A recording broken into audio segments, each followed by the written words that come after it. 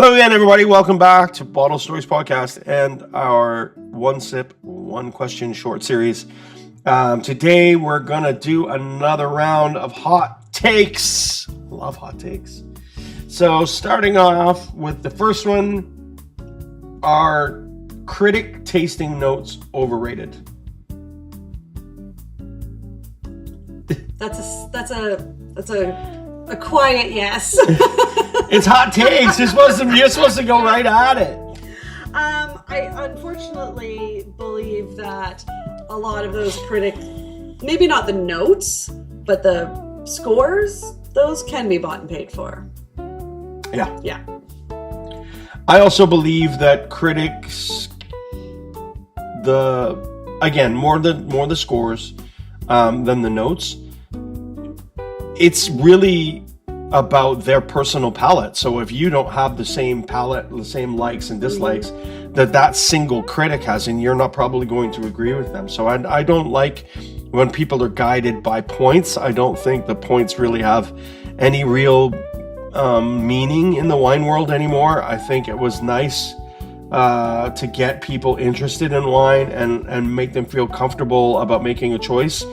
But I think the reality is that a lot of the wines back in those days of Robert Parker, those wines don't exist anymore, and I'm glad they don't. And maybe we could take that opportunity of getting people's attention, and instead of like, here's my opinion, tasting notes, like, this is what this is. Here's a quick little, 2 sentences on this wine or this region or this practice to make it a little bit more accessible and educational for people, as opposed to like technical scores and people don't care about pH levels anymore. They don't care about any of that. Well, not that they ever really did. They don't care how much any of that stuff is. They want something experiential. They would much rather know the story of the family that produced it than they do about how much rain fell in milliliters that year. I mean, I think that the technical notes need to exist. Yeah, for people like us. People who understand what they mean. And who have to sell the wine. Otherwise, it might just scare people away. Yeah, exactly. Yeah. Exactly. Okay, next one. This ties into that same one. Did scoring wine ruin the wine industry? I don't think it ruined it.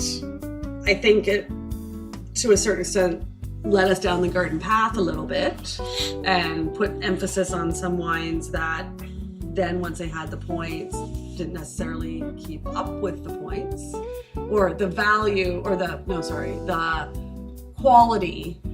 My thing about it is the opposite. It did ruin wine because people started making wine that wasn't the way they made wine.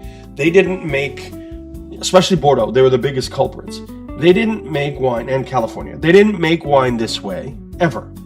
And then one man came out, and he had a specific palate who really liked these monstrous, high alcohol, really extracted, overripe, really big bombs.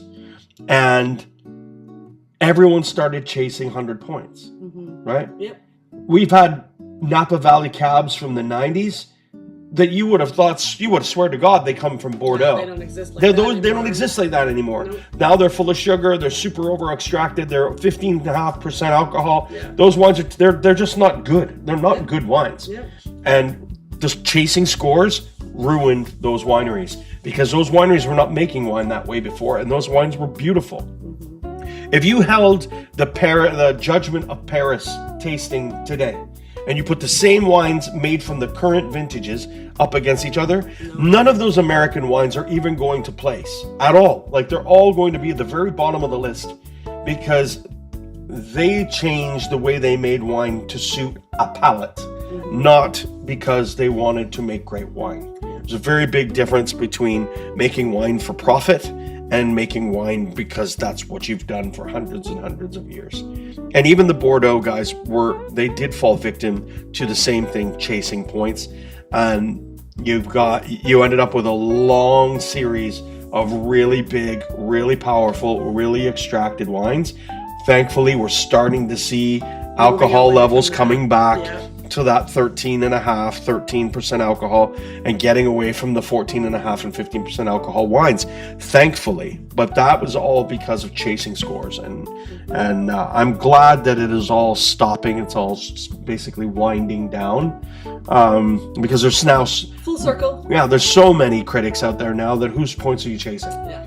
You can't do it anymore because everybody has a different product. It's great for a baseline that is, this wine has some quality. This wine has, it's met certain criteria that someone has set forth that is going to be value or going to be quality. But what's the difference between a 96 and a 97 points? Right. Who can tell that difference? Right. Yeah. Or what is that difference? What is the difference? Yeah, it really a couple bucks in someone's name, exactly. Exactly. It's points are more important to people if they're chasing money than if they're chasing reputation. Reputation comes from people saying the wines are amazing, and people across all walks of life and all countries, all places, all saying, word of mouth is still the greatest marketing in the world, and having consistency with that message, and having point score, the classic 1983 Chateau Pavie, right? The classic, where one person scored it 99 points and the other person said it was the worst wine that Bordeaux had ever created.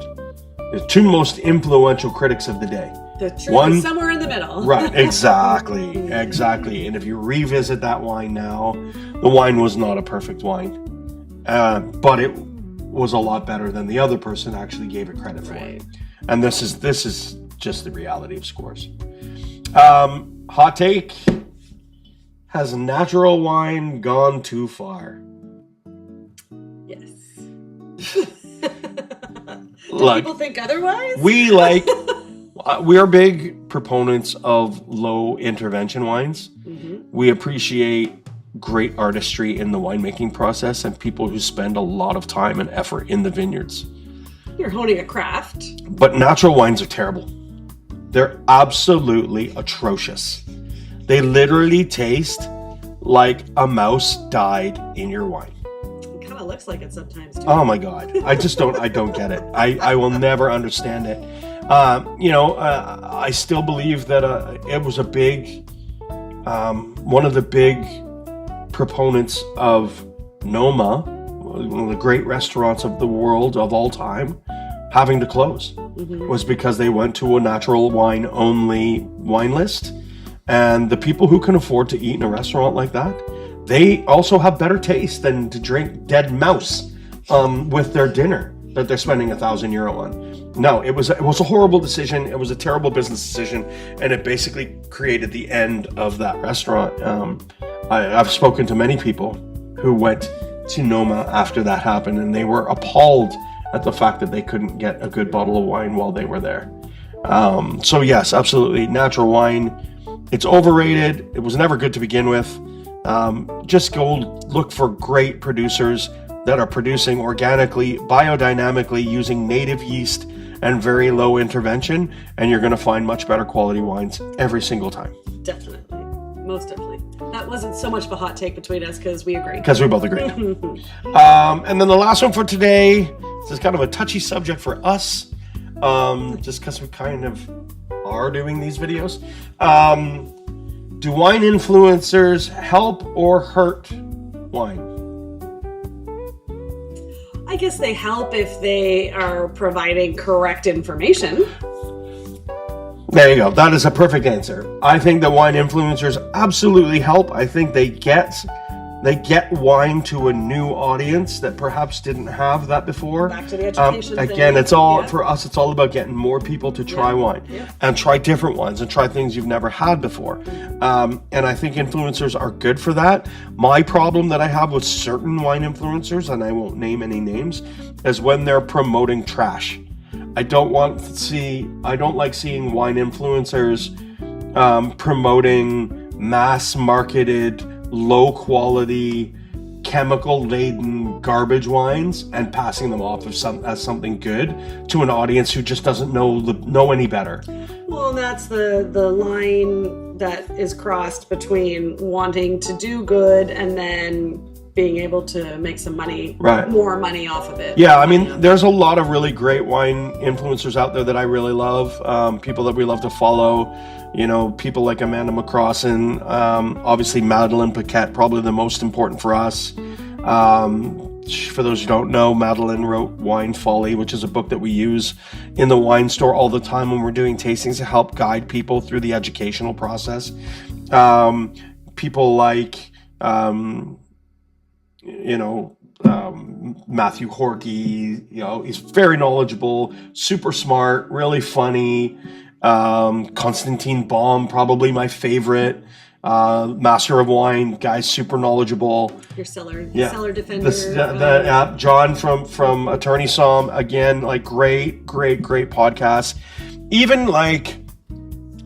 the father and daughter team from My Poor Decisions, they're super fun. Like it's really fun to watch them. She has absolutely really no knowledge about what's going on, and he is a lifetime collector of some of the greatest wines in the world. Student, yeah. And exactly, that's a really great way to put it. A lifetime student of wine and sharing that love and the information around it. But what I don't like is really cheap influencers who are just peddling, you know, absolute trash, because they're not an audience, and they're not really teaching, right, and they're not really teaching you anything, right, anyway. They're, you know, you're learning nothing from them, and what you are learning is bad habits and bad wine.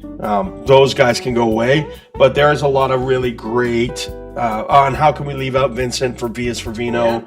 If you want to learn about wine and you're interested in really beautifully shot footage and really amazing travel videos, Vincent from Vias for Vino is absolutely amazing. Check him out as well. I mean, there's so many. Wine Genie, the Wine Girl, so a Halifax kid that is now living in Germany, and her journey is amazing. You clearly have way more time. I have a lot of wine.